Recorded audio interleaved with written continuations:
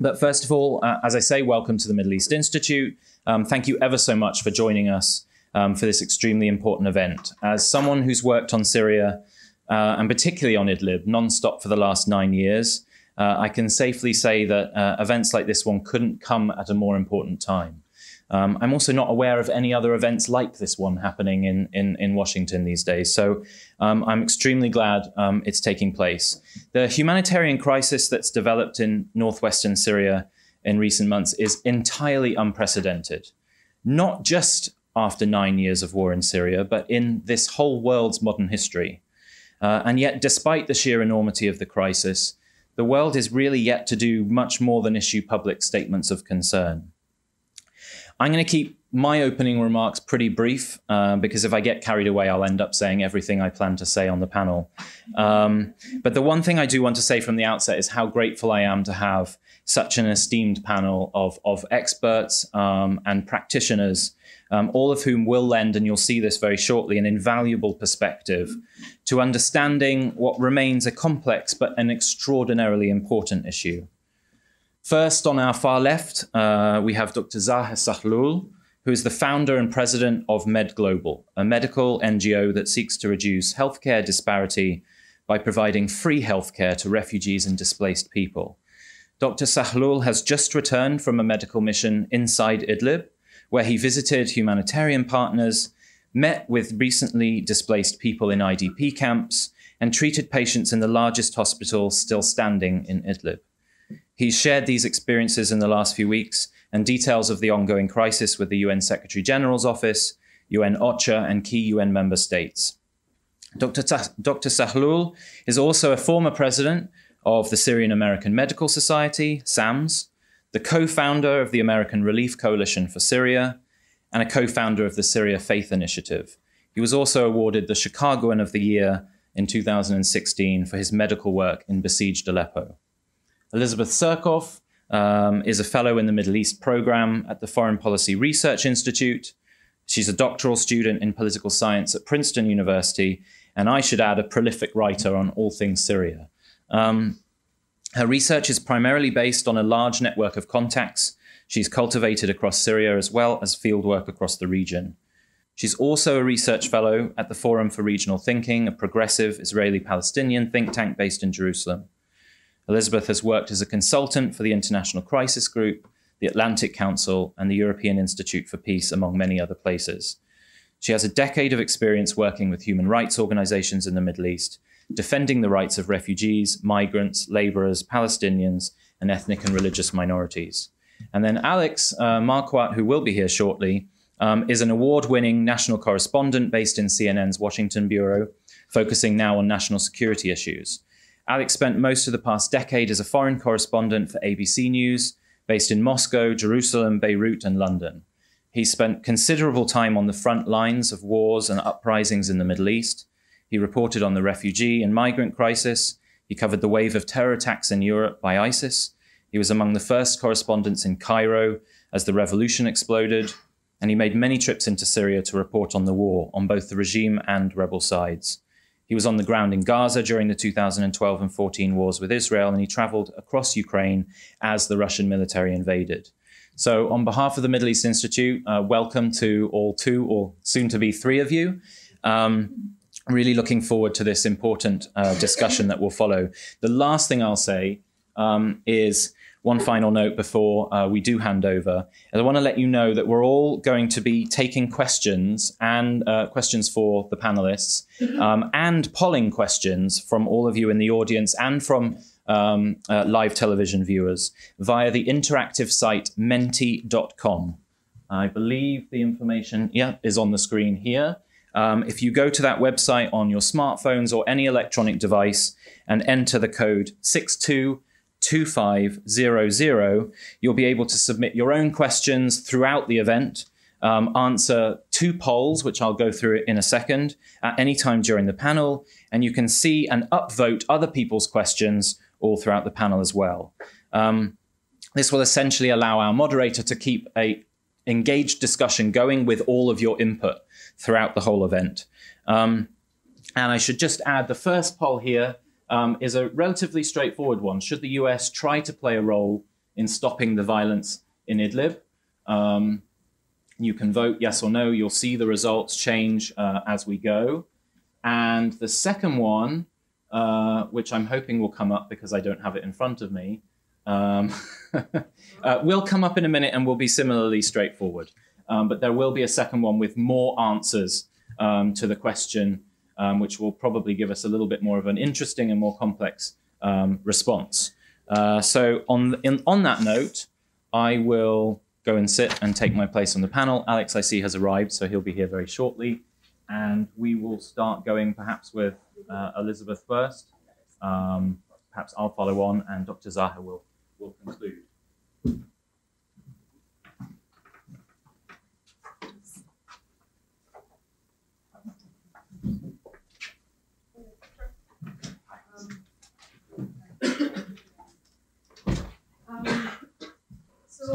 Thank you so much for coming here. And as Charles said, this is really a crucial moment in the history of the Syrian uprising that turned into a civil war. I think when you reflect back on this time, also in the history of the 21st century, this is essentially a humanitarian crisis of extreme proportions. And it actually has the significant potential to get worse. So I wanted to draw our attention to the fact that, first of all, we are talking about a massive displacement crisis. So since the start of the offensive by the regime in Russia, and later on Iranian forces joined in as well, we're talking about over 1 million people displaced from their homes towards the border with Turkey. Those individuals cannot return to their homes. Unless a ceasefire is put in place, these people will not be able to return. So we are talking about the start of a protracted displacement crisis, or more correctly, the acceleration of a displacement crisis, with essentially most of the population in Idlib. Right now, we're talking about the population of about 3 million people. Most of them are now displaced from their homes. They're no longer living in their homes, and they're living along this stretch of land along the border with Turkey in tents, if they are lucky, in apartments that they rent, if they are well off relative to others, and just outside in the cold, under trees, if they cannot even find a tent. This situation will not improve unless steps are made to secure the areas from which people fled, to allow people to return to areas that will not be under regime control, because the population fears returning to live under the regime. So towns like Sarakab, the major city of Ma'arif and Nu'man, if they remain in regime hands, the population will largely not return to these areas. They do not feel safe to return. And therefore, right now we're talking about a crisis, but these people have no homes basically to return to.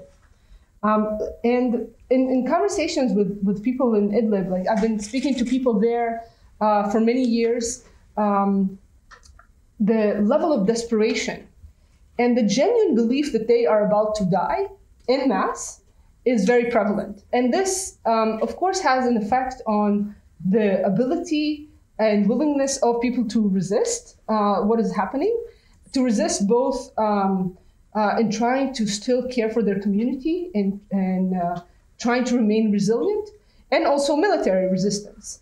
There is a sense that this resistance is futile, that outside actors have basically decided their fate, and therefore that they might as well pick up and leave instead of trying to defend their towns. And this is why we're seeing mass flight, even of able-bodied men towards displacement camps. And this is what is contributing to the rapid advances of regime forces and aligned forces. I think that for people who spend time in Idlib, as Dr. Sahlul has, and people who speak a lot to the population in Idlib, there's always this sense that this population is particularly resilient. This is a population who's, even before the current displacement crisis, half of it were displaced from other areas. Those are people who refused to live under the Assad regime, or fled, or either were bused to these areas from Daraa, from Eastern Ghouta, from Aleppo city.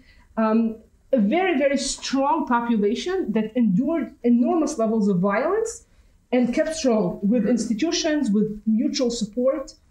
This is now really breaking apart. People are being pushed to the edge where they can no longer take care of their community. They are now focusing on mere survival, on survival for themselves, to feed themselves and their children. The humanitarian crisis is of such proportions that this society that was very, very strong and resilient is now breaking apart. There are still people who are trying to help others. There are amazing volunteers, amazing NGO workers. But there is this sense that everything is just falling apart. And I think that the fact that such a strong population is now tearing at the seams just goes to show the extent of terror to which people have been subjected. Through airstrikes, through mass displacement. People also know what happens to people who've remained behind in the towns recaptured by the regime. The few who did so, a tiny, tiny minority. Videos and images have emerged of people being executed, of people being tortured after being captured. And this is something that is creating a real sense of terror among the population. They expect that the regime will continue to advance towards them. The faith in the Turkish intervention is very limited. You know, Turkey has intervened in Idlib back in 2017 and has been unable to stop the violence there. There is an honest belief that they are about to die. And when I talk to people and I try to understand what will they do, what will they, what are they thinking of doing next? Some saying, you know, when it gets really bad, we will storm the Turkish border, which is the main Turkish concern. This is why Turkey intervened. While others are just saying, like, this is our fate, and this is what will happen to us, and we've accepted it, and you should accept it. And I'm calling on all of us not to accept it. This should not happen. We are talking about population. Most of the population in Idlib are children. 51% according to UN data. Many women live there. Men who've done nothing to participate in the conflict and to deserve the type of horrors that are being inflicted on them right now. Thank you. Okay. Thank you, Elizabeth. Shall I go ahead? Okay. So I'm going to start with the Syrian thing, which is a quiz. So if you're used to the Syrian culture, usually the man in the family or someone will quiz their children about something. So I'm going to quiz you. Who said we are watching the brutal endgame of a war in Syria as if it has little to do with us? But it does. We should be using our diplomatic power to insist on a ceasefire and negotiated peace, instead based on at least some measures of political participation, accountability, and the conditions for a safe return of refugees. Who said that? And I'll help you. It's not President Trump. It is not Secretary General Antonio Guterres. Angelina Jolie. She wrote it yesterday in the Times op-ed. So what we are witnessing with the Syrian crisis actually is the lack of leadership in the US especially, and in the UN in general, especially Secretary General Antonio Guterres. And that's why we have an endless 9 years of war and suffering in Syria. And in order to attract the attention of the media or policymakers, it has to be unprecedented. If we had only 50,000 people displaced in Syria, no one will say anything. It has to be 900,000 people within 2 months in order for the media to respond to the Syrian crisis. A couple of days ago, CNN contacted me because they wanted to have an interview about Idlib. And then they said, sorry, we have breaking news. I said, what's this breaking news? They said the previous governor of Illinois, Blagojevich, will be released. And this is more important for us. So, you know, I was thinking that you have one corrupt governor who is in the prison and be released. And this is the big news now, compared to 900,000 people who are suffering in Idlib, who have no shelter. Some of them are freezing to death, and the media cannot basically cover these two stories. And why is the media important? Because when the media cover a story, that apply pressure on our policymakers. When the media decide that 900,000 humans in Idlib should be perceived as humans like us, and our policymakers should pay attention to them, then our policymaker will pay attention to them. And this has not been happening in Syria for the past 9 years, except when you have short windows of opportunities. I came from Idlib a couple of months ago. I'm a physician in Chicago. I'm a critical care specialist. So I've been going back and forth in Syria for the past 9 years. I've been in Aleppo and other places, mostly in northern Syria. Also, I've been in many other disaster regions, including Yemen, Gaza, Bangladesh to help the Rohingya refugee following the hurricane in Puerto Rico, in Colombia to help with the Venezuelan migrant crisis or refugee crisis. My organization, Mid Global, provide healthcare to the refugees and displaced and victims of war and disasters. But what I've seen in Idlib is something that I haven't seen in any other disaster region. I'm not saying that because I'm originally from Syria. I'm saying that as a humanitarian, as a physician. I'm going to mention a few examples of people I met, and that speaks for the resilience that Elizabeth has been talking about. So I met with Dr. Jalal al-Najjar, who's a neurosurgeon from Homs, from my city originally, who used to come to the United States every year for courses and then apply the skills that he learned back in Syria. He was the best neurosurgeon in Syria. When the Syrian uprising started, he treated some of the victims of the snipers in Homs. And for those who do not understand the history of the Syrian crisis, I'm sure that most of you do, when the uprising started by demonstrations, peaceful demonstrations by young people, mostly in the street, quite diverse in many cities, asking for political reform. The regime used several tactics to prevent what happened in Egypt and Tunisia, where you have a change in the regime. And I think you've been in Egypt and you witnessed what has been happening there. So they used snipers to shoot at demonstrators, peaceful demonstrators in many cities. And when doctors treated these victims of snipers, then doctors were put in prison. They were tortured. Some of them were tortured to death. And they also targeted the peaceful activists that are leading these demonstrations by killing, by torture, by putting in prison. They also released the jihadists that the Assad regime trained and recruited to fight American troops in Iraq. And basically, this is predictable what they will do. He knew that these jihadists will start, carrying arms and causing the uprising to transform from peaceful to sectarian and so forth. And he allowed them to fester in many areas in Syria while targeting the moderate opposition in many other areas. And he knew that these jihadists will form ISIS and Al-Qaeda and other places. And also, the Assad regime used extreme and unprecedented tactics to end this uprising by using chemical weapons more than 200 times, by targeting hospitals and doctors. According to Physicians for Human Rights, more than 580 hospitals were bombed in Syria, mostly by the Assad regime and Russia. More than 910 doctors and nurses were killed in Syria while they are discharging their humanitarian duty.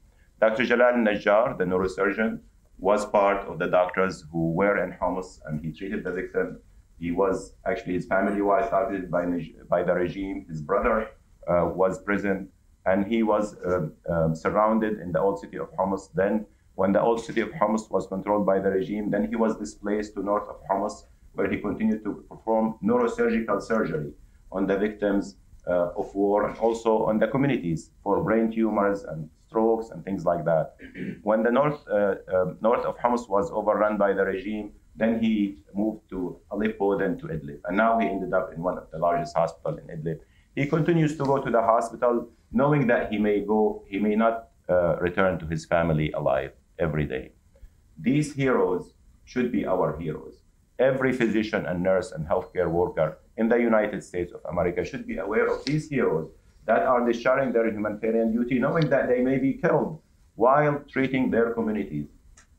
When we talk about the resilience of the Syrian communities in Idlib, the main reason for resilience is the fact that you have hospitals and clinics that are treating the children of the families and the communities there. People told me in Aleppo and in Idlib that they will take the chance of living in neighborhoods and cities that will have barrel bombs and missiles. But when you do not have a physician that will treat your kid when they have fever, then they will leave. So when we're talking about half of the population of Syria displaced, half of the population, 12 million people in Syria displaced, 7 million inside and 6 outside, 13 million. The main reason is this tactics that was done successfully by the Assad regime, by the Iranians and Russians, to bomb hospitals, to destroy hospitals, to bomb schools and destroy schools, and bomb markets and destroy markets, the civilian infrastructures. And that is leading to this huge displacement of the population, and also showing on social media the extreme brutality that will happen to people who are left behind. So now in the social media, you're seeing these videos of desecration of tombs in Ma'arat al-Nu'man by Assad regime militias. So that means this message is sent to the Syrians that even your dead will not be spared by our brutality. If you go back to these areas, Ma'arat al-Nu'man, Saraqib, and Ariha, you're going to have the same fate. I'm going to speak also about the children of Syria, because this is the future of Syria. And this is the drawing I brought with me from Idlib, with children of one of the refugee camps or displaced camps. And this drawing was drawn with mud because it's very muddy. There was flooding in that camp, and we had to wear long boots to navigate the mud. And this child, her name is Asma Shbib. She's 12 years old, from the village of Jubbin, north of Hama. She was displaced with her family 7 times. 7 times. We're not talking, in many of other wars, you have 1 or 2 displacement. In Syria, you have 7, 8, and 10 displacement of the families and the population going north or going to Idlib. And now there's no more Idlib. These people do not have any other place to go. The 3 million people in Idlib are trapped. They cannot go to any other place. So if someone thinks that they can flee to Europe or Turkey or Jordan or Lebanon or Iraq, they cannot flee. Idlib is landlocked. It is the size of Delaware, and now the size and the space that these 3 million people are living is shrinking over and over. Asma told me that she wants to be a doctor. Actually, most of the children that I've seen in the camp, they wanted to be doctors and teachers and architects. And our government here can help them be a source of healing, and not only in Syria, but for the whole Middle East, instead of being a source of instability and chaos and extremism. If we just focus on Syria, pay attention to it, because Syria is important, not because I'm Syrian, not because the iPhone was invented by Syrian American, not because the ice cream cone was invented by Syrian American, but because of the geography of Syria. That's called the revenge of geography. Because of the location of Syria in certain place, the countries that are around Syria, the fact that many pipes for gas and petrol may go through Syria, for the many things that the history of Syria, it is very important. One of the Princeton professors, that you'll go to Princeton right now, Philip Hattie in 1956 said, Syria is microscopic in its size, but cosmic in its influence. And what's happening in Syria is affecting us in the United States. The large refugee crisis that happened in Syria 2015, when I was invited to the Middle East Institute at that time, 2016, created anti-refugee sentiment, anti-immigrant sentiment, the rise of hate group, the rise of populism in Europe, the destabilization of Europe, the Brexit, and the election of certain politicians here in the United States. So we have to care on Syria because we care about us here, if we don't just consider the humanitarian issue.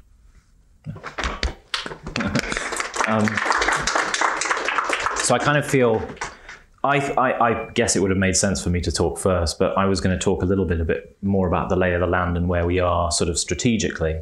But it was, to follow on from those very powerful human stories and perspectives is a tough one. But as I think we've heard a bit from Elizabeth already, over 1 million people. I mean, the UN says 900,000, but I think those are an undercounting. Over 1 million people have been displaced. I mean, they're counting just starting December 1st. The offensive started at the end of April 2019. So. Right, yeah, exactly. So over 1 million people have been displaced just since the 1st of December. We're talking, less than 3 months. There were already about 850,000 people displaced in the north of Idlib. So the population along the northern strip of Idlib, along the Turkish border, is close to, if not reached, 2 million people. That is a massive density of population. IDP camps are full. They were full a long time back. There are simply no tents left. People are sleeping in the fields. At least, I think, 8 children have frozen to death in the last 2 weeks because they have been forced to flee and with no shelter. So when UN officials and when we discuss and talk about this as being unprecedented, it truly is unprecedented. The UN itself admitted 2 days ago, I think, in the Security Council, that they had vastly underestimated the scale of funding and equipment and facilities that they would need to deal with this crisis. And they've doubled their financial ask from the international community to deal with it. Beyond that, the United Nations is stuck. There was a French proposal in the last few days to issue a statement, just a statement, calling this an emergency and calling on the international community to do what it can to cease hostilities, and the Russians vetoed that. Just a statement. So the prospect for meaningful UN action beyond rhetorical statements is a tough one to consider right now. In New York, there's great pressure on the UN Secretary General to do something more. He's been virtually silent himself on this issue because the UN has other concerns in Syria, primarily access in the regime areas of Damascus and its ability to operate in regime-controlled territories. There is, I think the Munich Security Conference was just a week or so ago. The theme of that conference was Westlessness, which they defined as the Western world having forgotten and lost touch with what it means to be an important player, a meaningful player in the world. And I think the crisis in Idlib and the almost total silence from the Western world on the issue is a perfect encapsulation of what the Munich Security Forum called Westlessness. There really is no urgency or even attention from our policymakers. Militarily on the ground, just to give you all a clear picture of where things have proceeded, in the last 10 months, since April last year, when hostilities first really surged, roughly 35 to 40% of northwestern opposition-controlled Syria has been recaptured by pro-regime forces. So nearly a year, and they've got about a third of the way there. Those lines have moved faster on the map over time than they did early on. And I think Elizabeth makes an important point. The capacity to continue to defend and withhold this military campaign is limiting as time goes by. The key regime objective was to take control of the M5 highway, which runs, if you can picture a map of Syria, from the biggest city in Syria, Aleppo, all the way south to Damascus. That objective is complete. The secondary objective, I believe, would be to capture the M4 highway, which kind of splits Idlib in half and cuts across into the coastal heartland of the regime. We're certainly not there yet, but the key dynamic we have to be considering right now, and especially in the last week or so, is Turkey. Turkey has had a military presence in Idlib for a long while. They've established what they were called observation posts. They had explicit agreement with Russia, with the Syrian regime and Iran to establish those observation posts. There are 31 now in Idlib. 13 have been completely surrounded and effectively besieged by the regime as it's marched northwards. So nearly half of those posts have fallen, effectively without a fight. And that raises all kinds of questions about why Turkey hasn't done more until now to withstand the pressure on an issue which, frankly, I think is existential for President Erdogan. Whether you look at his allies in parliament or his opposition in parliament, there is huge pressure to avoid a single Syrian refugee entering Turkey from Idlib or any other area of the northern border. And the prospect of 2 million refugees or displaced people sat on the border, if they were to cross, it will kill Erdogan's re-election chances permanently, irreversibly, in my opinion. Beyond that, if all of Idlib were to fall, or if Turkey was to be humiliated in Idlib, we could very easily see the dominoes start to fall and Turkey's military presence in the rest of northern Syria begin to erode. And so the stakes for Turkey really couldn't be much more significant, and yet their pushback has been, frankly, pretty limited so far. We saw a minor military offensive by Turkish soldiers for the first time yesterday morning, but within hours they were pushed back pushed back by Russian airstrikes. And that brings in a new element, which is Russia and Turkey are increasingly coming to blows in Idlib. The Turkish military has fired man-pads, shoulder-launched surface-to-air missiles, at Russian jets as of the last 24 hours. No insignificant development. They have provided their opposition proxies, not the jihadist groups, but the opposition groups, with far more advanced weapon systems, armored vehicles, than they have done in this area of the country at any time over the last 9 years. They've deployed tanks into Idlib, they've deployed armored vehicles, multiple rocket launch systems, allegedly a highly sophisticated electronic interference system which would theoretically target Russian jets and Syrian jets at some point. And yet, even despite all of that, we've continued to see the regime advance. So my big question really is what's coming? Erdogan has issued an end of February deadline for the regime to withdraw from recaptured territory. It's clearly not going to do that. But I would expect the Turks to push back in a much more serious way at some point by the end of the month. And the big question mark over that is what happens then? How significant is it? Does it work or does it not? And if then we really are looking at catastrophic scenarios of a continued regime advance all the way to the northern border. And I have loads more things to say, but I'll end there because we should get into a discussion. Let's get into it. I just want to apologize for showing up late. I covered the intelligence community for CNN, and as you might understand, in the past 24 hours, there's been a bit of a turnover, shall we say, at the highest levels of the intelligence community. And I say that not to just explain why I'm late, but also to speak to Dr. Sahlul's point about how there's so much going on in this country and in the news that is drowning out what is going on in Syria. And that's not an excuse, but there is a tremendous amount of upheaval in Washington and in the US. I would just quickly say, I think CNN has done a pretty good job of covering the crisis in Idlib. My colleague Arwa Damon has done some terrific reporting out of there. But the fact is, this is an unprecedented crisis that isn't getting nearly enough attention. And Elizabeth, you laid that out very clearly. I think for people who watch and have been observing and even reporting on the Syrian crisis, we are used to these superlatives. We are used to shocking figures. We are used to horrific stories and photos. So if you wouldn't mind, if you could just please put this in a bit more context of why this is a unique moment, and then and speak a little bit to what Charles mentioned there about the bottleneck of why aid isn't reaching these people. It just seems so logical, and yet even things like rhetorical statements can't be done. Right. So we're definitely talking about an unprecedented crisis with the UN, as you mentioned, and other NGOs completely unprepared. Basically, when I spoke to friends who work in NGOs inside Idlib, and they said, the first 100,000 we can handle. The second 200,000 we can handle. And then at some point, our capabilities are just gone. And we saw it very clearly also in communities themselves. A part of the population is able to afford to rent a car and flee towards the border and rent a place with relatives, or stay with relatives, or rent a place and live in it.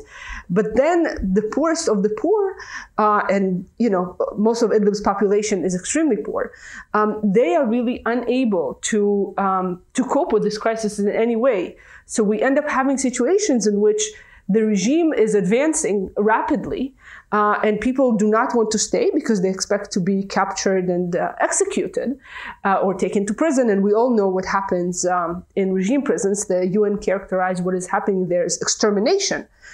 So people want to flee, even ones who have no connection to any political activity. Even I know people who are employed by the Syrian government. They continue to receive salaries from Damascus, and yet they are afraid of staying under the control of the regime, of remaining in their towns and falling in regime hands, because they see what happens to people who stay behind. They get executed. So therefore, the population wants to flee, but they cannot afford to flee. So we end up having situations in which NGOs come and do convoys, but then the NGOs run out of cars, they run out of buses, they run out of ability to transport people. So people start walking on foot, simply fleeing, as if we are talking about a war in the previous century where there are no vehicles around.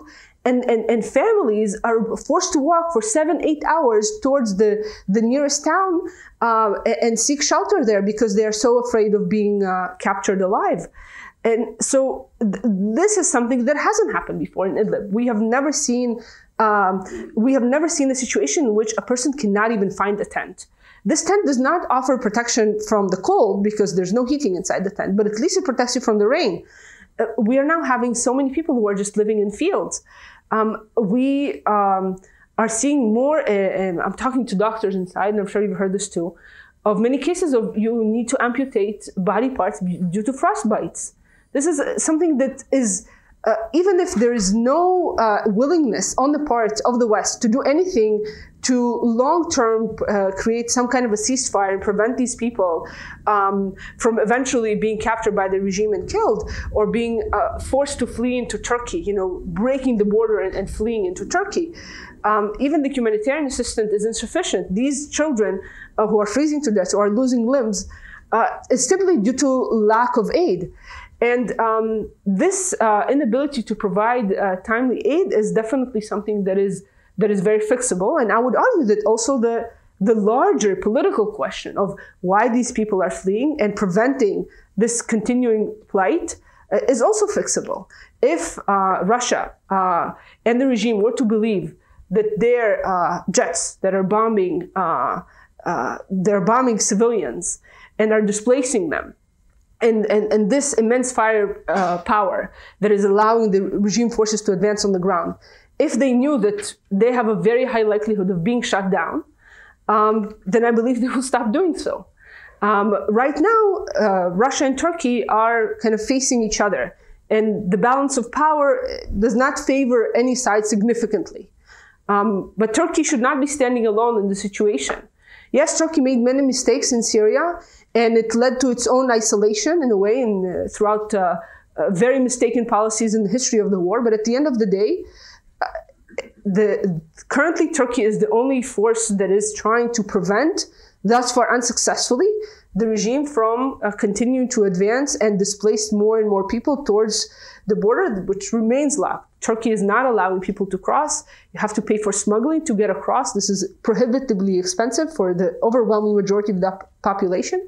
So people are stuck. They are unable to cross to Turkey. But if the regime continues to advance, it reaches closer to the border, and people are faced with the possibility of being shot by Turkish border police or being captured alive by the regime, I think their calculations will change. Particularly, let's keep in mind that the rebel groups inside Idlib have the capability to, take down the fence. They have bulldozers, they have tanks.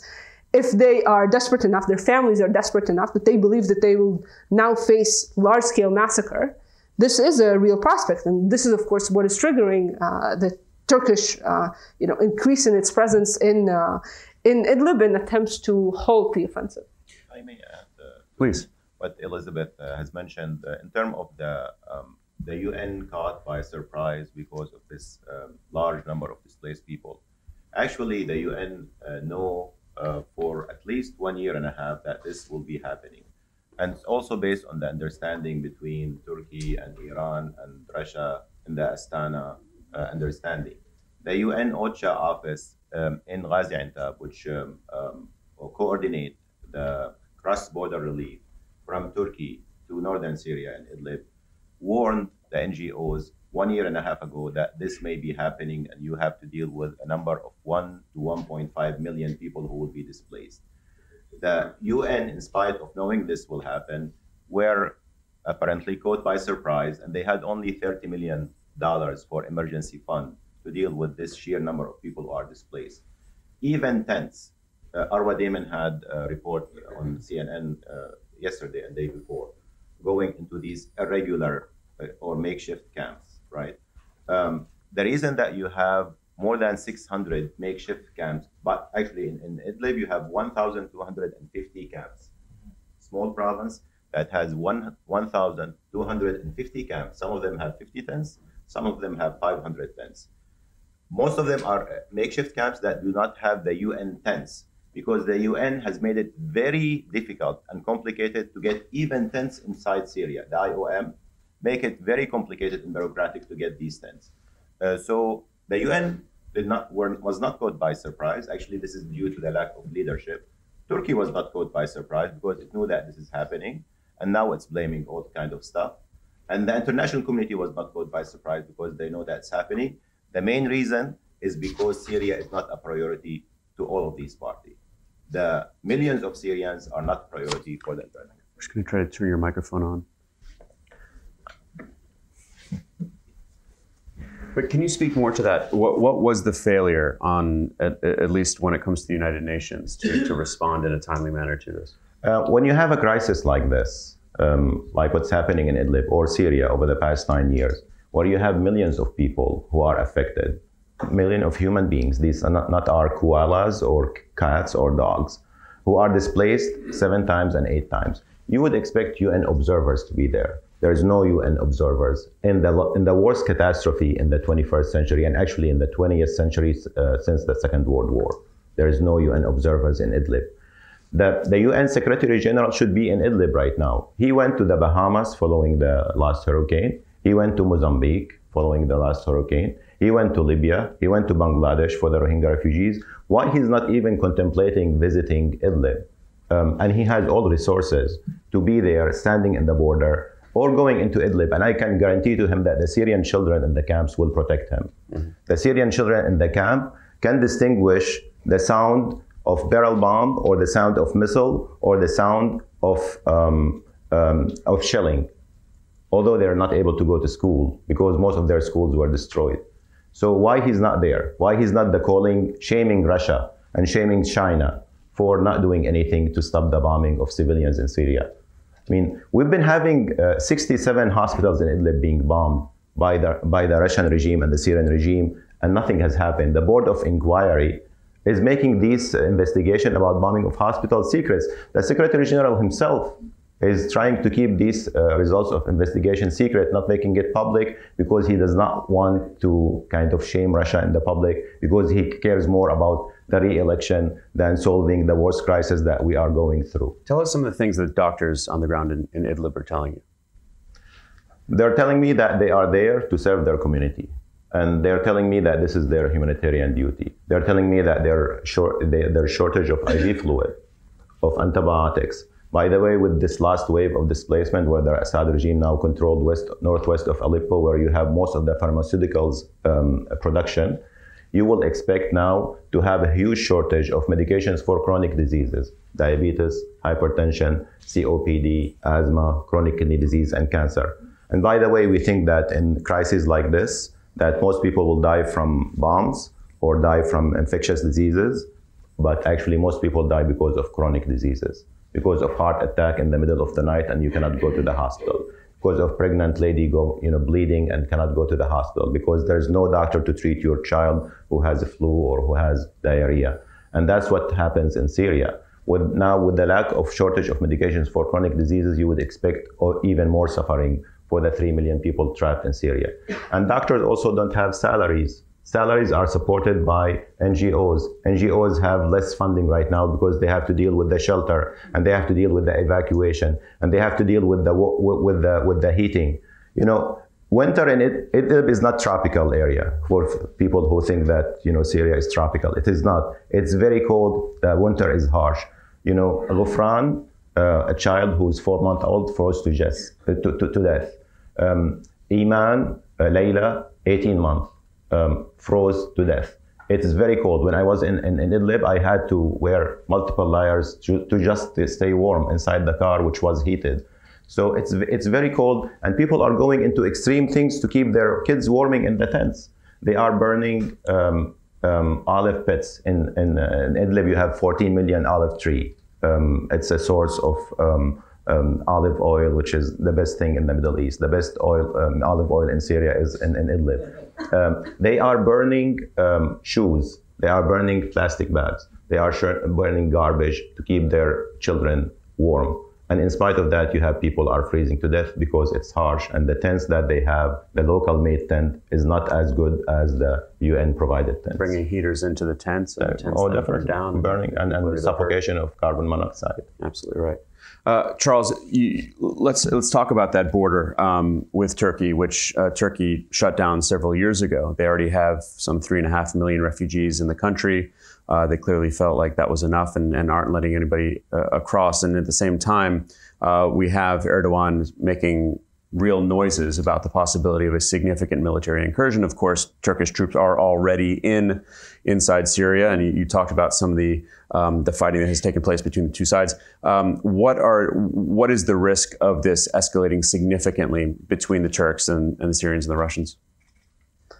I think it depends how much of a risk the Turks are willing to take. I mean, as I say, my perception of this is it's an existential issue for Erdogan himself and for his political future, for the AKP party's future. And if they're willing to take enough of a risk, then yes, there's a risk of escalation. I think what surprised me is, I think we all know that the Turkish-Russian relationship is an important one for both sides. And it's about much more than Idlib. The Turks and the Russians just signed a huge gas pipeline deal, which neither side will want to see eroded because of an issue like Idlib, which, to put it in very cold terms, isn't necessarily the biggest issue on either Russia or Turkey's agenda when it comes to their bilateral relationship. But I've been surprised by how hard Russia has played this. My sort of understanding of the situation 6 months ago is that we would have already come to a compromise solution whereby the Russians and the Turks would draw a line on the map and say, "Khalas, that's it. There's no movement." It would have been a terrible humanitarian situation, but we wouldn't be in a place where we were seeing the line continue to move north like we are now.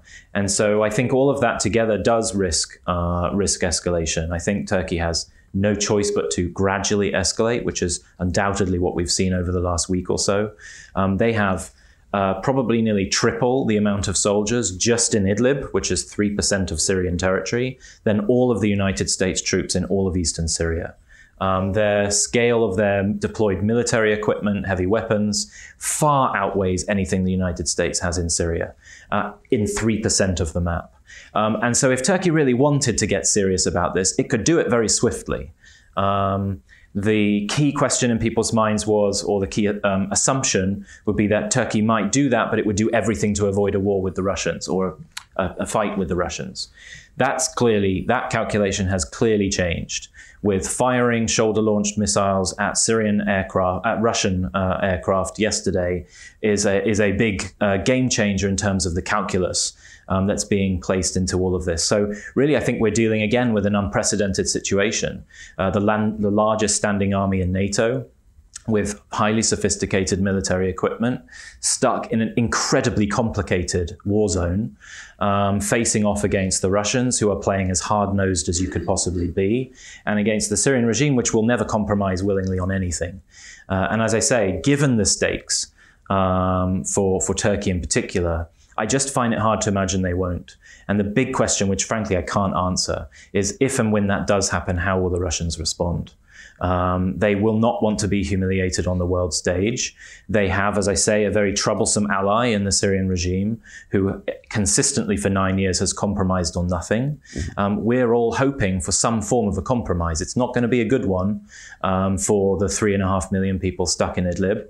My only hope is it will be less bad than where we're headed right now, which is really as bad and dystopian as you can possibly get. How much do you think the U.S. withdrawal has exacerbated the crisis in Idlib? I mean, the US doesn't have a great deal of influence in northwestern Syria anymore. It ceded that 3 years ago when Donald Trump decided to cut off all support to our 4 or 5 year partners in the armed opposition. That ceded our credibility in the northwestern corner of the country and also our influence. Since then, the Russian government has effectively blocked us entirely out of the northwestern airspace, with 3 small strike exceptions in the last 3 years. At my count. And so, yes, there's a sense to which there is an understanding, whether it's in Moscow or Ankara or Damascus or Tehran, that the US is weak, it's frail, it's fragile, and it has a president who doesn't give a you-know-what about Syria. And I think that has emboldened all of those players to play harder games, to be more cold-blooded about the way that they deal with these issues, including Turkey. But quite frankly, when it comes to the Russians being involved, they do control the airspace. The S-400 is not to be messed with. That is an added disadvantage for Turkey. Turkey has to maneuver a very complicated environment to do what we're all, I think, from a humanitarian perspective, hoping it will do, which is force a stalemate or force a ceasefire. But the risks are incredible, much more significant, I think, than any geopolitical crisis we've seen in Syria over the last 9 years. Elizabeth, I was already going to ask you a question about Hayat Tahrir al-Sham and you know who's in charge and what the dynamic is on the ground. But I do want to get to questions from the audience. And this one speaks to that. Is there an alternative to either HTS control or regime control of Idlib? What do people on the ground want to see? And would the international community be willing to talk to Hayat Tahrir al-Sham? So, first, with regards to what the population wants, they are definitely not fans of Hayat Tahrir al-Sham, which is like the jihadist group or Islamist pragmatic group that is largely the dominant power in Idlib on the ground. The support for HTS was quite limited before, and now with the military losses and the widespread belief that I think is a conspiracy theory, but the widespread belief that that HTS is kind of handing off territory and that there's a secret Russian-Turkish deal. This is a very widespread belief in Idlib. Therefore, they lost even more of the support that they once enjoyed. They're also militarily, them and particularly so the even more radical jihadi factions like Huras ad-Din, like Ansar al-Tawheed, they've lost so much of their manpower. I mean, it's just astounding. They've lost hundreds of fighters over the past, since the start of the offensive. So they are militarily weaker.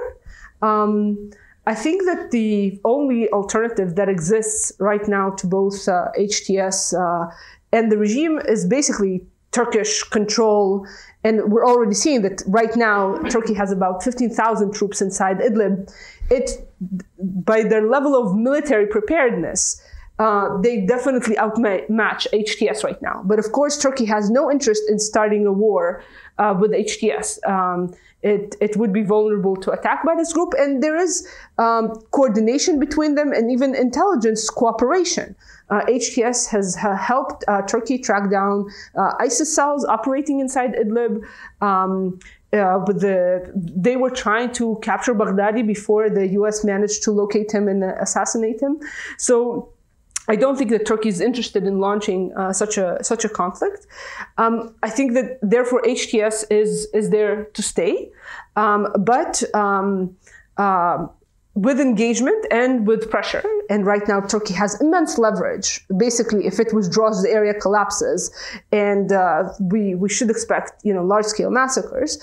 With this immense leverage, Turkey has the ability to not dictate, but significantly instruct HTS or significantly influence what HTS chooses to do. There have been rumors about HTS dissolving itself. Those have not panned out repeatedly. The group's leadership is determined to hold on to Idlib. They see it as the governance of this territory as their project now. They've kind of abandoned the hope of regime change and liberating Damascus, etc. So to them, it is important to cling on to this territory. I think that HTS is much more willing than previously to engage with Westerners, with outsiders. Just the past week, their director for media insisted on having his name mentioned in an article when I quoted him, even after I told them that I have Israeli citizenship. And previously, the spokesman of another rebel group spoke to me, got fired because I mentioned his name in the article. So they are definitely shifting in their conduct. and are interested in engagement, but at the same time are very determined to hold on to power. And this, of course, also means, for the population of Idlib, highly authoritarian conduct that is intended to kind of stifle any kind of dissent. Sorry, I didn't mean to interrupt. I was saying I wanted to two-finger. Just on this, I think if one can try and envision the least bad of all the feasible scenarios on the table, then you start to see something which I think both of us have called before the Gaza-fication of Idlib, which is some kind of established, agreed status quo line on the map, maybe from the M4 highway, which is, again, from a humanitarian perspective, still a catastrophic thing to consider. And there's a reason why you call it the Gaza scenario. It's not just because you have a semi-besieged territory, very densely populated, heavily dependent on international aid, but it's also because of who will govern it, if govern is the right term. And I think Turkey knows that. If you look at Turkey's recent military deployments, the new observation posts are all along the M4. They're clearly trying to draw a red line on the map to indicate that they may be willing to agree on that, basically cutting Idlib in half and leaving the northern half under Turkish and HTS control. Turkey would have no option in the interim than to accept HTS being the governor. Its salvation government, as it calls it, would assume the mantle of ruling that territory with or without Turkish troops on the ground. But Turkey, or my understanding of Turkish policy, isn't that HTS is a friend. It's more that they have established themselves as the only organization, for right or wrong, who is capable of using an iron fist to keep the internal dynamics of Idlib more stable than their opposition rivals have in past. I would imagine, therefore, that over the long term, Turkey would, as Elizabeth said, seek to use its leverage to negotiate some kind of a power sharing arrangement. I mean, the only other option on HTS's table would be the Turkish message would be, right, if you want to continue to be the only ruler of northern Idlib, you know what's going to happen. The Russians and the regime are never going to accept that as the long-term status quo. So share power with other civilian and potentially armed opposition actors under very heavy Turkish control, or else. And I don't know if we're going to get there, but in all of the feasible scenarios I can envision, that is the least bad one that's on the table. And the last thing I'll say is, and the reason why HTS is an interesting component in this is, as I think they've seen this coming for a long time. Privately, they've been engaged in a very determined PR effort. They've been reaching out to, I think, both of us and many others, in the hope of getting Westerners to interview them, give them exclusive interviews, give them a chance to present this new face that they're trying to sell to the world for precisely this reason, that at one point the international community will have to accept, in HTS's eyes, this kind of a scenario as better than seeing all of northwestern Syria conquered and smashed into the earth. And whether or not that will work is a whole other question. The International Crisis Group just visited the leader of HTS and interviewed him for 4 hours. That's the first time any Western organization has done an on-the-record interview with the leader of this group. It's all part of this strategy. It's not paying off a great deal right now, but I think it exists for a reason. Doctor, can you try to answer that question? Knowing the province and the people as you do, is this a model that could work? No.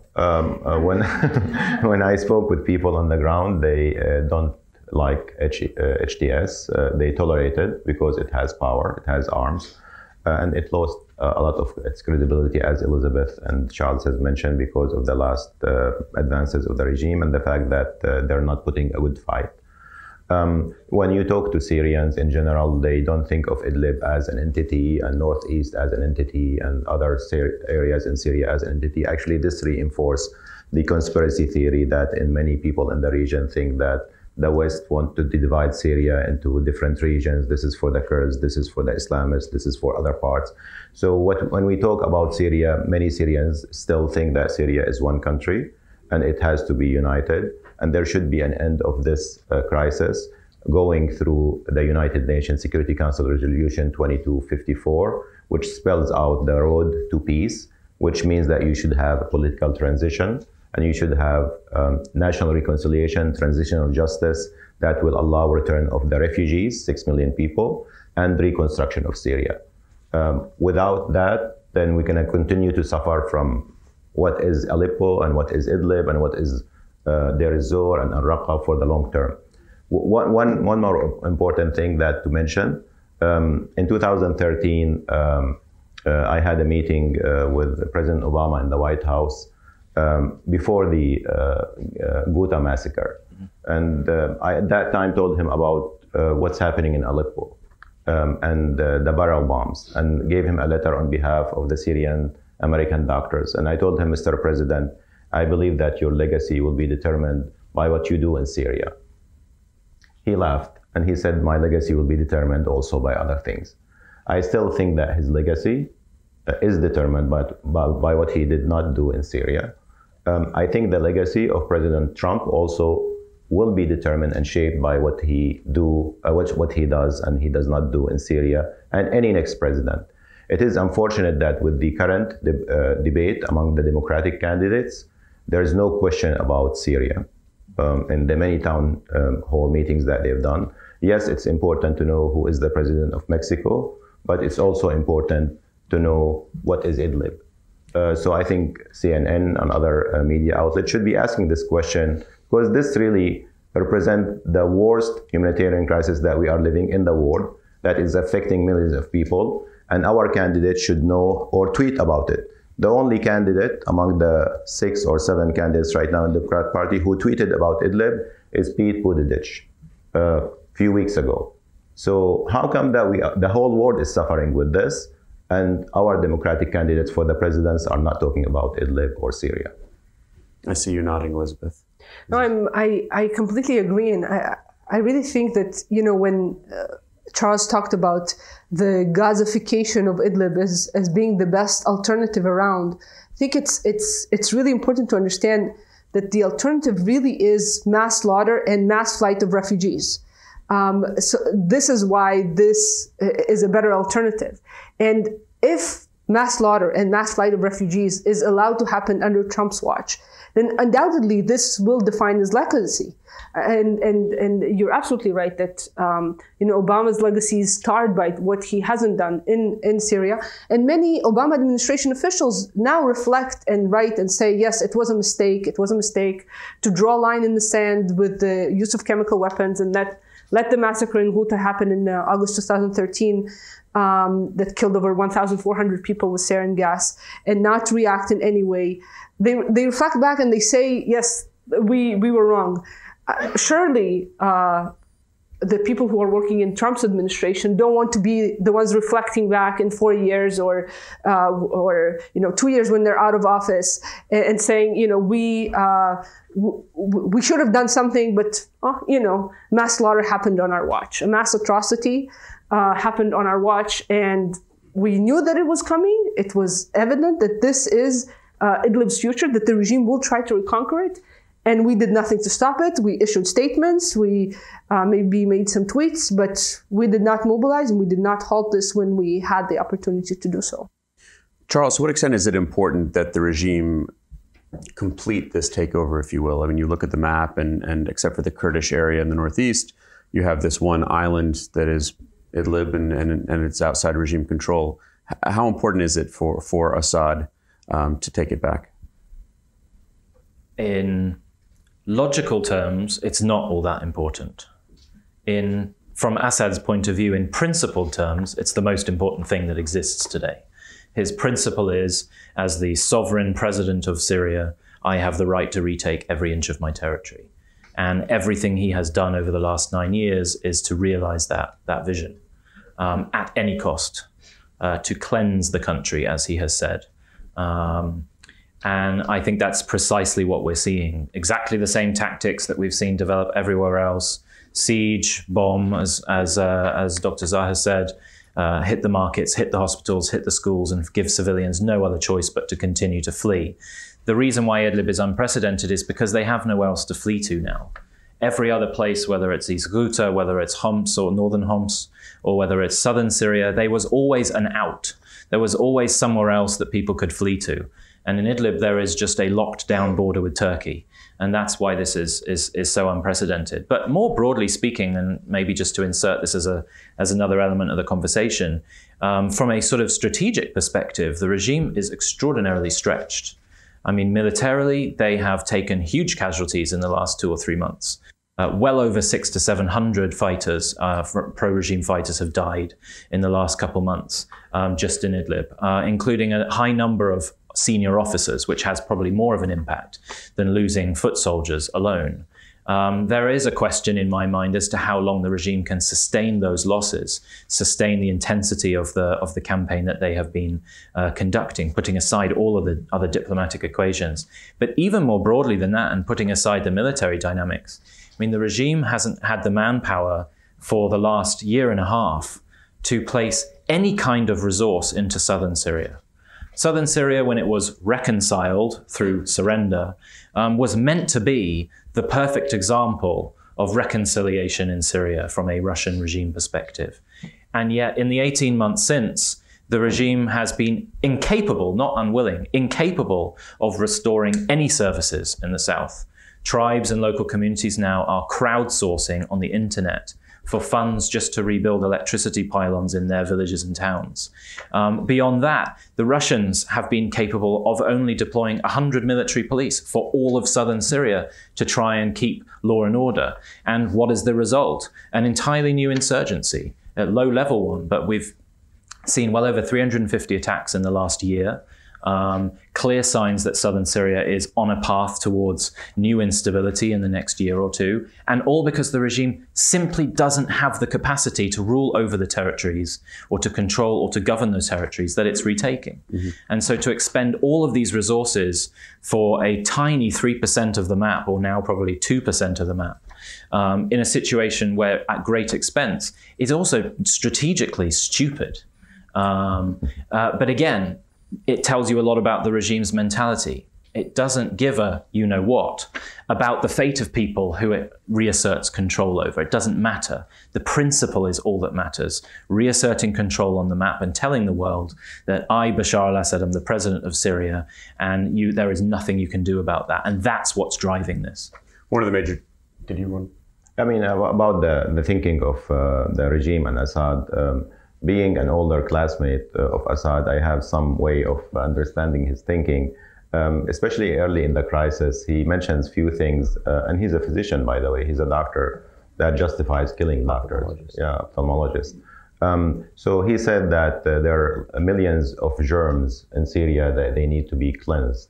So when we're talking about 6.5 million refugees and 7 million people displaced in Syria, in his mind, these are people that they need to be cleansed, basically. These areas need to be depopulated. Many of the areas in Ghouta and old city of Homs, even after its return to the control of the regime, people who were displaced from them were not allowed to go back. They were not, of course, rebuilt. Only few people were allowed to go into it.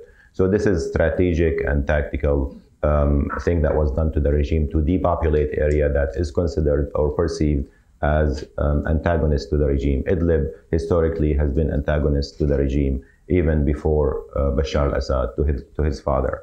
So now it's taking revenge. He said, if you have a surgeon who has blood on his hand, it doesn't mean that he's a murderer.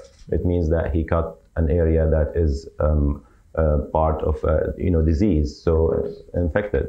So that's how he justified his thing. And just a couple of days ago, he had a speech that he declared basically victory in northwest of Aleppo because he recovered each territory. And he pledged that he's going to return every part of Syria. So I think this will continue, unfortunately, unless he is pressured to accept certain terms.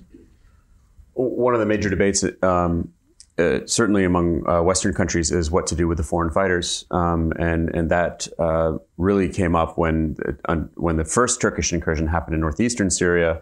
There was all the talk about the foreign fighters in the ISIS prisons that were being held by the Kurds. I do want to get to another audience question, and to you, Elizabeth. Broadly speaking, when it comes to foreign jihadist fighters, what treatment do you propose for the thousands of them who are fighting in, let's say, broadly in the northern part of Syria and their families? So I think it's important to distinguish between the Northeast and Northwest. In Northeast, they are in prisons, they are held by the SDF, and they're also their relatives who are living in camps, largely, most of them in the whole camp. And countries have the responsibility to repatriate these individuals, particularly the children. Overwhelming majority of them are children. With regards to the men, there is a proposal by the Kurdish administration to put them on trial in the Northeast, and then they will serve out their sentence in the West. This is a possible legally tricky solution because European countries, many of them do not have the laws that would allow to put these people behind bars for a long time because there is no evidence about their crimes and it's difficult to collect. With regards to the situation in the Northwest, in Idlib, there are foreign fighters who exist there. A large contingent, for example, are Uyghur Muslim from China. We know what happens to Uyghur Muslims, so repatriating them there, means basically, mass executions, placement in camps. The number of foreigners still operating in Idlib is quite small because basically we saw the major split that occurred within the Islamic State of Iraq and Sham. ISIS basically saw most foreigners join ISIS and Jabhat al-Nusra, which is now HTS, largely being Syrian. There are some foreign fighters there. They have not participated or plotted any attacks on foreign soil. And the small number who apparently have or were perceived to be a threat by the United States have been assassinated with Hellfire missiles. I think that this is probably the way to go. Basically, people who are perceived to pose a threat can be assassinated inside Idlib. But overall, the foreign fighters who are there, and as I said, their numbers are small and decreasing rapidly because these units, these factions, the particularly hardline jihadist factions, there's been immense attrition in the ranks in the latest offensive. Just earlier this week, an entire Uzbek unit was just entirely eliminated by a Russian airstrike. So their presence in the Northwest is quite limited, and they are focusing on fighting Assad. If they are start plotting something else and intelligence uncovers it, the U.S. comes in and drones them. So I'm assuming that they will just... that seems to be like the solution way to go. And definitely we shouldn't let, hundreds of foreign fighters, maybe even thousands, but in the low thousands, distract us from the fact that there are 3 million civilians there. We definitely should not pay the price for having these nut jobs come into their area by getting bombed and displaced from their homes. Charles? I just want to mention something about these type of questions. They are very important, definitely. But when the media focus on these issues, the fact that you have tens or hundreds of terrorists in some areas, basically people justify in their mind, intentionally or unintentionally, to let the other 3.5 million exterminated. It is unconscious thing because our main thing right now in the United States and the West is the war against terrorism. So when we focus about the few and forget that 3.5 million, then that's what people think. I've been in places in the world that you have many terrorists, but at the same time you have a presence for the United Nations. We look at it logically. We defend the human rights of these people, whether they are in Palestine or Yemen or other places. But we do not treat Syria the same for some reason. We're fixated on the presence of few extremists that people do not like. As is the Assad regime and the Russians who use that as a pretext. Oh, definitely. I had a meeting with the Russian ambassador a couple of years ago, and I was showing him pictures of Aleppo, I'm sorry, at that time I had a medical mission in Aleppo, and where women basically wear conservative dressing and hijab. And he was looking at I was showing him pictures that were bombed by his jets. And he looked at the pictures of the woman. He said, oh, these are ISIS. So in their mind, everyone in Idlib or in Aleppo is ISIS. They don't see CNN or read in New York Times. They see Ad-Dunya and Russia Today. So that's their source of information. I think if I may, just to reiterate that, Zaha makes an extremely important point. Just yesterday, the spokesman for the Operation Inherent Resolve, the US-led coalition to fight ISIS, did a interview with Sky News in which he parroted literally the Assad regime's talking points, which is precisely what Zaha just said the Russian ambassador told him. He was asked by the interviewer why, what's going on in Idlib and why is it important? And his answer was, Idlib is controlled by terrorists. What we're seeing right now, this mass civilian slaughter, is because terrorists control Idlib. So long as those terrorists continue to control Idlib, we're going to continue to see human suffering and a humanitarian crisis. And that is the perfect encapsulation of how to forget the 3.5 million people and think only of the 300, 400, 500 who are a problem, but a problem that is very easy to deal with in comparison. But you're not really hearing the same from James Jeffrey. No, you're not. And there's clearly a division. But the fact that the spokesman, who really ought to have been, coached beforehand in how to deal with an interview on Idlib, said something that you literally could have copied and pasted and put in Syrian state media is a really damaging thing. And no surprise, it's now being covered all across Syrian, Russian, and Iranian media that a US military spokesman has effectively justified the continued campaign in Idlib. And there has to be the context and the broader understanding, as Dr. Zaha says, that has to, I'm a CT guy at heart. And my gut tells me to always look at the really bad guys. But having followed Syria for 9 years, I know very full well that the situation in places like Idlib are far more complicated and the priorities are totally different. And conducting a campaign like this actually, ironically, will probably strengthen extremist ideology. This gives a new blood, a new breathing force for the extremist ideology that has always said, the world will give up on you. We're your only protectors. The West doesn't care about your lives. And eventually, this kind of an eventuality will happen. And so to speak in that way and then to see this can carry on is as bad as we could be in terms of PR, policy, strategy, etc. Elizabeth? And yes, and HTS, for all their faults, are currently focusing on governing Idlib alone. A situation in which the regime and Russia break into this area, take over it. Sure, they will kill a lot of the HTS fighters along with civilians, but some of them will survive and will transform from an entity that is in charge of governing a territory in quite an authoritarian and problematic manner, but yet governing a territory, fixing roads, trying to provide the needs of millions of displaced people. They will now have none of those responsibilities and will revert back to an insurgency, what we're seeing in Daraa right now, what we're seeing the ISIS insurgency in the Homs Desert, what we're seeing in Deir ez-Zor. So even from a counterterrorism perspective, this kind of an incursion into an area that is controlled by an actor, by HTS, which is increasingly just wants to be left alone. When there was a ceasefire prior to the start of this offensive, they carried out very few operations beyond the lines, and it was oftentimes in response to regime attacks. If they are left alone, they will not launch attacks. Whereas going in, destroying everything, killing civilians in the process will just distribute them across Syria and also possibly, into Turkey, etc. So even from a counterterrorism perspective, this operation does not make much sense.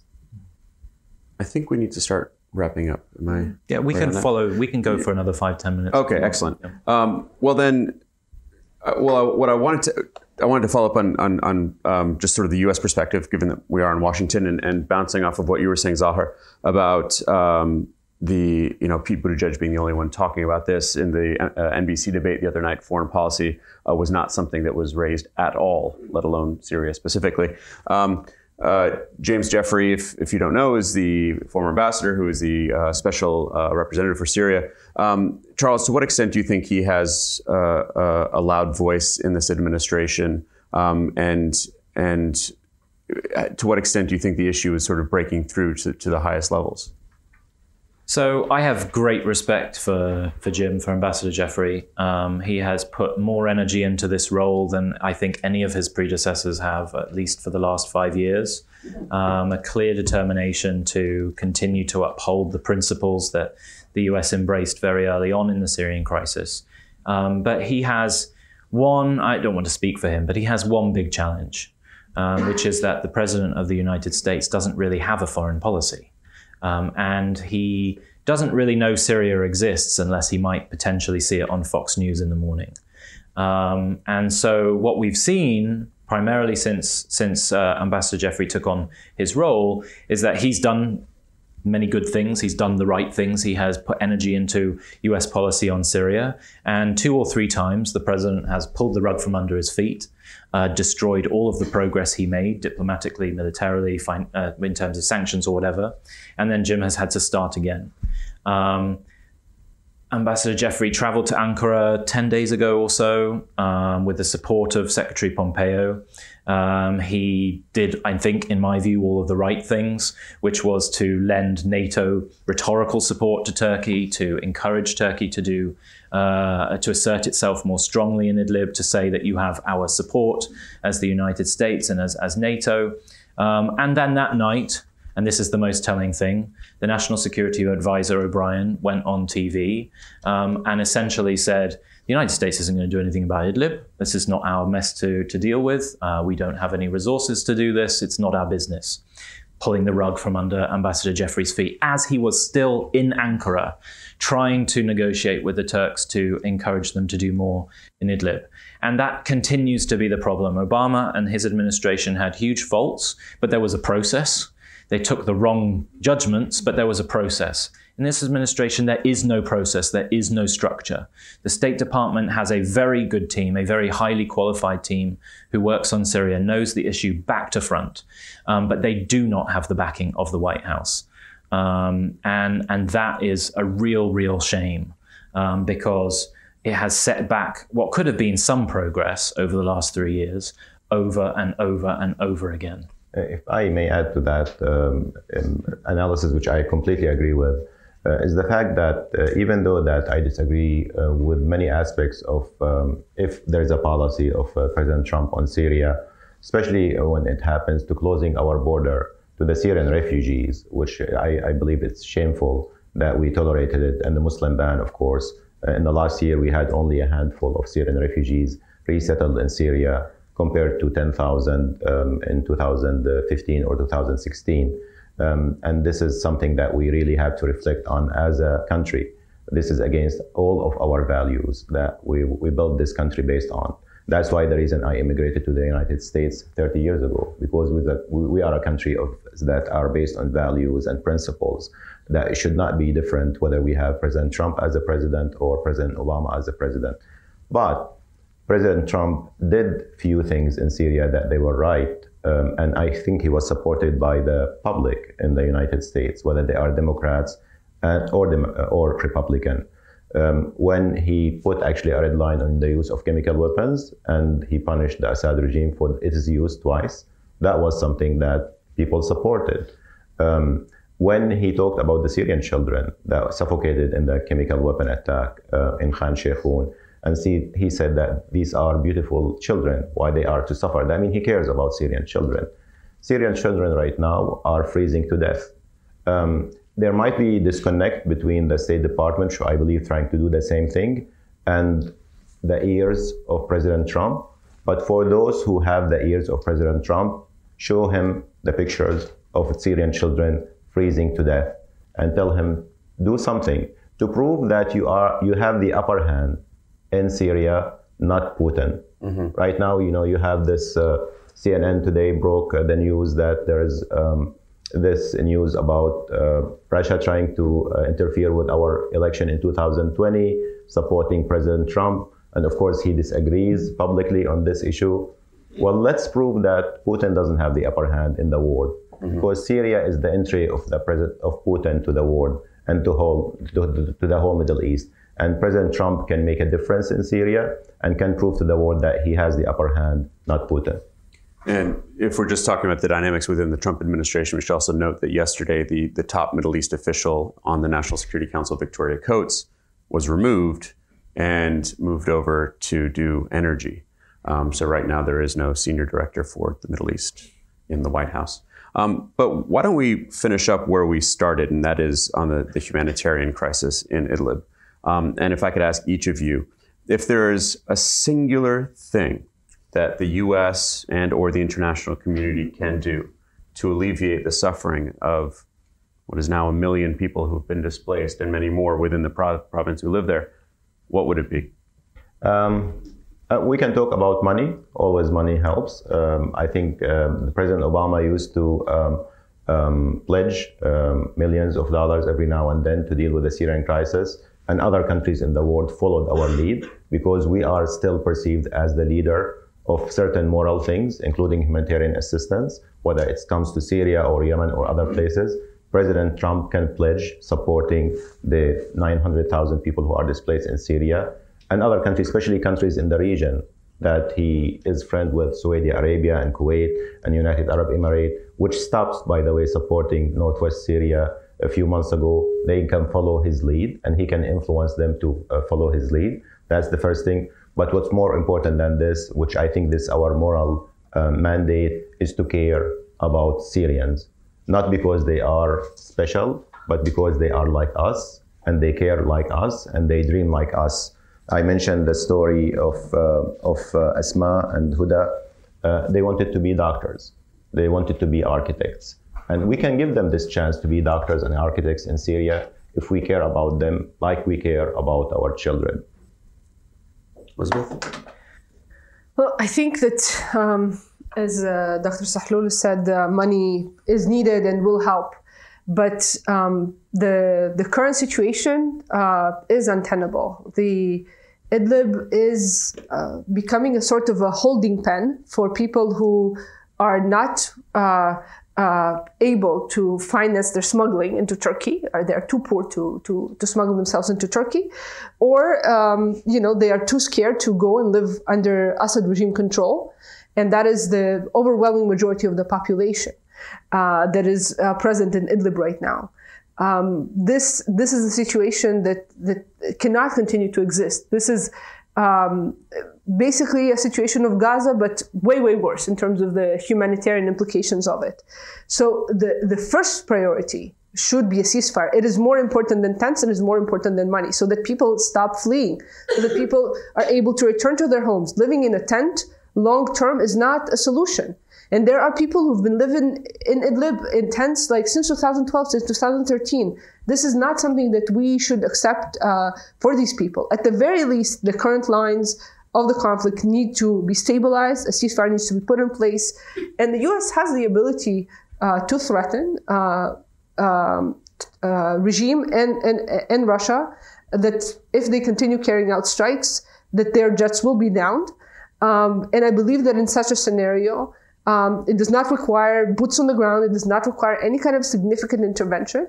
In such a scenario, a ceasefire Turkey will have the leverage together with its troops on the ground to impose a ceasefire, at least along the current lines, and allow people to return to their homes. There are entire towns that are still not in regime control, but are entirely empty, like Kafranbil, like Binish, like Ariha. All these towns are empty because the population expects the regime to advance on them, so they don't want to give the regime the opportunity to kill them in their homes. So they fled already.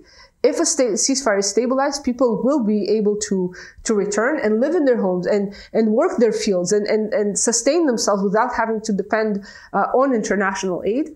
And in the long term run, we of course need a solution for Syria that would allow people to return to their homes and live in them. You know, you mentioned the northern these children from northern Hama.